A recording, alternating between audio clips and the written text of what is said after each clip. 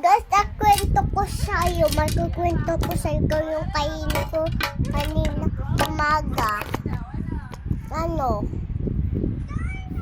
Nabihis niya ako. Tapos, buksan ko yung leg din yung friends ko. Tapos, nadala ko to. Tapos, nasira yung ganon. Hindi, yung ito. Diba yung ito? Tapos may nakita, ito daw, sabi ko sa akin.